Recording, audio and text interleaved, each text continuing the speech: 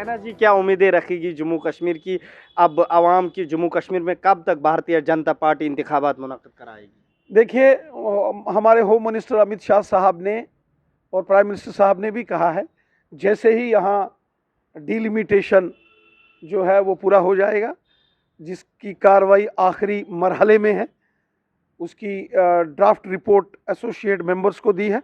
अब यही draft report public domain में आएगी और उसके बाद जो पब्लिक की तरफ से कुछ ऑब्जेक्शंस या कुछ सजेशंस कमीशन को दिए जाएंगे, उसको फाइनल कॉल कमीशन लेगा और उसके बाद यहाँ की असेंबली को तश्कील दे दिया जाएगा और उसके बाद यहाँ असेंबली के इलेक्शन होंगे। और यकीनन आप देखिएगा कि बहुत जोश व खरोश के साथ जम्मू कश्मीर में इलेक्शंस होंगे। 3 टायर सिस्टम यहाँ पंचायती राज सिस्टम का पहले ही बना दिया गया है। डीडीसी मेंबरान का कहना है कि हमें बंद रखा जा रहा है, हमें काम नहीं करने दिया जा रहा है, खासकर वादी कश्मीर। अगर कहीं कहीं सिक्योरिटी के मामले हैं तो वो हमारे लिए लाजमी है। हमारे मेंबरों की, इलेक्टेड मेंबरों की ज़िंदगी का यहाँ सवाल आएगा तो हमें उस पर थोड़ा गंभीरता से, और वो एहतजाज भी कर रहे हैं अपनी मांगों को लेकर, तो वो लोगों का काम कैसे कर पाएंगे उनको जब आप उनके काम नहीं उन कर रहे तमाम मेंबरों को सिक्योरिटी प्रोवाइड करना, उनका ख्याल रखना, उनकी ज़िंदगी और उनके परिवार की ज़िंदगी भी हमारे लिए बहुत अहम है, क्योंकि वो पब्लिक के रिप्रेजेंटेटिव्स हैं। उन्होंने खिदमत खलक करनी है, आवाम की खिदमत करनी है। और खुदा ना करे कि अगर किसी को कोई ज़रा सी खरोच भी लगी है तो हमें तकलीफ़ होगी और मुल्क में फिर हमारी बेइज्जती होती है। इसलिए उनकी सिक्योरिटी भी हमारा कंसर्न है, उनके फैमिली का सिक्योरिटी रखना भी हमारा कंसर्न है। और जब यहाँ असेंबली के इलेक्शंस होंगे और यहाँ चुनी हुई सरकार होगी तो लोगों को और फ़ायदा होगा। और मुझे यकीन है कि इस बार रियासत जम्मू कश्मीर की आवाम भारतीय जनता पार्टी को अपना प्यार, अपना सपोर्ट देगी और रियासत जम्मू कश्मीर में भारतीय जनता पार्टी की सरकार होगी।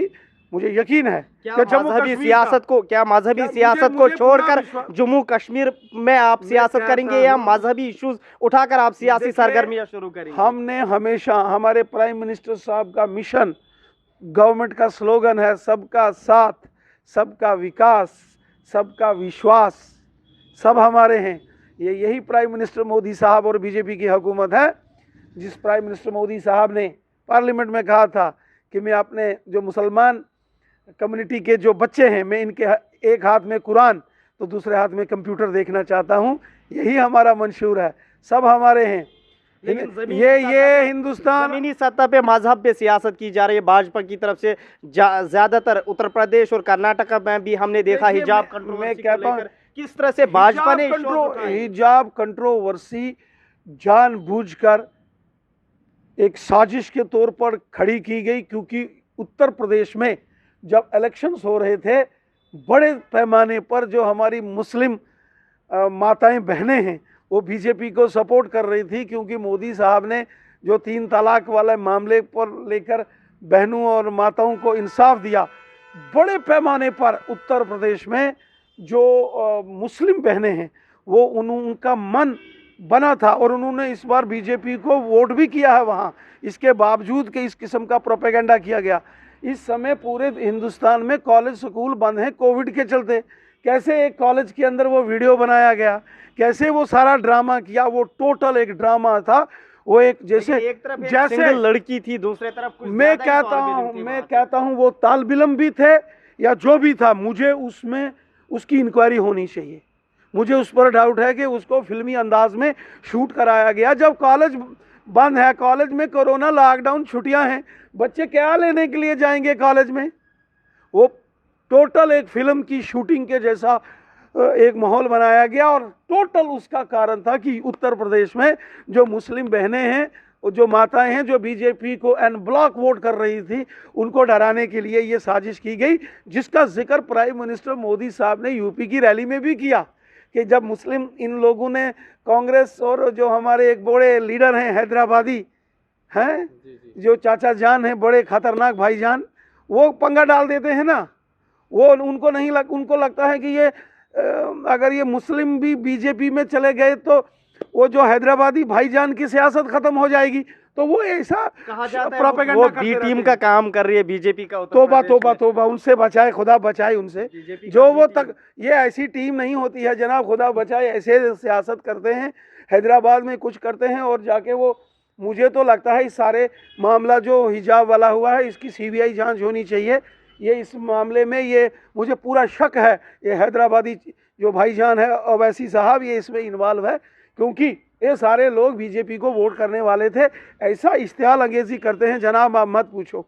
और जम्मू कश्मीर में भी कुछ लोग हैं, इलेक्शन आता है तो एक नोटिस निकाल दिया गया जी सूर्य नमस्कार करो कॉलेजेस में।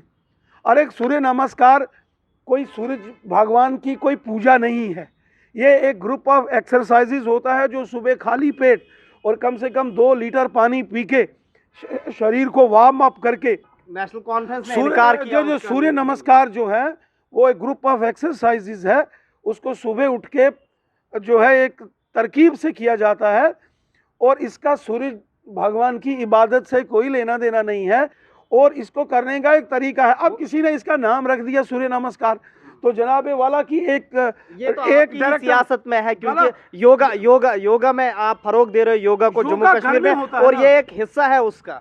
देखिए योगा तो सऊदी अरब में भी एक वहाँ की एक लड़की है जिसको इंटरनेशनली रिवार्ड मिला है, जो वहाँ के लोगों को भी कहती है योग करो अपने सेहत की तंदुरुस्ती के लिए। इसमें भी आपका हाथ था, आप लोगों का सियासत करने का। मैं कहता हूँ नहीं जनाब, हमने बार बार कहा ये प्रोपेगेंडा है, क्योंकि इलेक्शन आने वाले हैं और जम्मू कश्मीर के अंदर हमारे जो मुसलमान भाई बहन हैं वो अब बीजेपी की तरफ रुझान कर रहे हैं, लोग बीजेपी को वोट दे रहे हैं। सबका साथ, सबका विकास, सबका विश्वास, सबको साथ लेके चल रहे हैं, चाहे वो गुजर बकरवाल हों, कश्मीरी हों, पहाड़ी कबीले के हों, जम्मू के डोगरे हों, रफूजी हों, शेड्यूल कास्ट हों, शेड्यूल ट्राइब्स हों। तो ऐसे रिजर्वेशन देने की बात हो रही है और आप ऐसे प्रोपेगेंडे तभी ये सियासतदान करते हैं, इनको डर है कि बीजेपी इनका सुपड़ा साफ करेगी, हिंदू मुसलमान सिख ईसाई सब बीजेपी को वोट देंगे। तो ये ऐसा इश्तिहाल अंगेजी करते हैं, जैसे हिजाब कंट्रोवर्सी खड़ी की, ऐसे सूर्य नमस्कार की कंट्रोवर्सी की। अरे सूर्य नमस्कार सुबह 4 बजे से 6 बजे के बीच में होता है जनाब, और इसका इबादत से कोई लेना देना नहीं है, ये एक एक्सरसाइजेज है। और जो बच्चे कॉलेज और स्कूल पढ़ते हैं, जो ब्रेकफास्ट करके जाते हैं, वो कर ही नहीं सकते हैं, ये एक साजिश है। जैसे ये हैदराबादी जो हमारा भाईजान है वहाँ वो शरारत करता है, साजिश, यहाँ भी कुछ सियासतदान हैं जो इस प्रकार की तनकीद करते हैं कि पहाड़ियों और गुज्जरों को भी अब भारतीय जनता पार्टी आपस में लड़ा रही है रिजर्वेशन के नाम पे, और नेशनल कॉन्फ्रेंस के कुछ लीडरान भी आपके साथ चल रहे हैं। जो पहाड़ी हैं और गुज्जर और बकरवाल हैं, ये एक माँ के 3 बेटे हैं और ये भाई भाई हैं। क्यों आपस में आप लड़ा रहे हैं? हम आपस में इनको जोड़ रहे हैं, ये सब इकट्ठे हैं, एक माँ के 3 बेटे हैं। पहले गुजर बकरवालों के साथ इस्तेसाल किया नेशनल कॉन्फ्रेंस कांग्रेस और पीडीपी ने। मेरे को जनाबे वाला डॉक्टर फारूक अब्दुल्ला साहब मेरे को जवाब दें इस बात का कि 70 साल पूरे मुल्क में जब गुजर और बकरवालों के कानून थे, फॉरेस्ट राइट्स एक्ट, वो यहाँ क्यों लागू नहीं किया गया? क्यों यहाँ political reservation national conference Congress और पीडीपी ने यहाँ लागू नहीं की? क्यों गुजर बकरवालों के बच्चों को इंटर डिस्ट्रिक्ट बैन करके उनकी नौकरियां खाई? क्या इसका जवाब? आपने भी पीडीपी के साथ हुकूमत की, उन्होंने नहीं करने दिया। आपने भी पीडीपी के उन्होंने नहीं करने दिया, उन्होंने नहीं करने दिया। अब जब हमारे हाथ में आई पावर, हमने सारे कानून लगा दिए ना। गुजर बकरवाल कौम की एक, मुल्क की एक जबरदस्त कौम है, हुब्बुल वतनी के जज्बे वाली। और रही बात पहाड़ी कबीले की, तो पहाड़ी कबीले के लोग भी मायानाज लोग हैं, वतन परस्त लोग हैं। तहफ़्फ़ुज़ात किस तरह से आप सेव कर पाएंगे? हम गुजरों और बकरवालों का भी ख्याल करेंगे और पहाड़ियों का भी ख्याल करेंगे। ये एक माँ के 3 बच्चे हैं, गुजर बकरवाल और पहाड़ी, एक फैमिली है हमारी, हमें बांटने की कोई साजिश नहीं कर सकता। जवाब दे डॉक्टर फारूक अब्दुल्ला साहब, गुलाम नबी आज़ाद साहब और पीडीपी के लोग, क्यों 70 साल आपने गुजर बकरवालों के बच्चों के गले काटे? क्यों इनके साथ इस्तेसाल किया? क्यों पहाड़ियों के साथ 70 साल नेशनल कॉन्फ्रेंस कांग्रेस और पीडीपी के लोगों ने इस्तेसाल किया? उनकी पीठ में खंजर मारे पहाड़ियों के।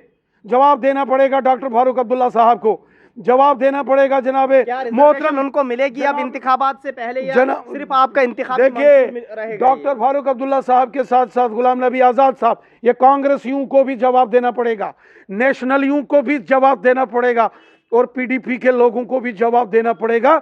आपने 70 साल क्यों पहाड़ियों के गले काटे? क्यों पहाड़ियों को आपने ज़बह किया? पहाड़ियों की पीठ पे खंजर क्यों मारा इन सियासतदानों ने? और आज जब पहाड़ी कौम, पहाड़ी कबीला जाग गया है, उस वक़्त ये फिर से इश्तिहाल अंगेजी करते हैं। पहले इन्होंने गुजर बकरवालों के बच्चों को ज़बह किया, उनके गले काटे, उनकी नौकरियां खाई, और अब ये पहाड़ियों के पीछे पड़े हैं। ये गंदी सियासत अब नहीं चलेगी, आवाम जाग चुकी है। इसलिए मोदी साहब का नारा है सबका साथ, सबका विकास और सबका विश्वास, सब हमारे हैं। चलिए जी, बहुत बहुत शुक्रिया। ये थे हमारे साथ भारतीय जनता पार्टी के सीनियर लीडर और जम्मू कश्मीर यूनिट के सदर रविंदर रैना जी, जिन्होंने कहा कि उम्मीदें जाहिर की उन्होंने कि जम्मू कश्मीर में जल्द अज जल्द इंतखाबात मुनक्किद कराए जाएंगे।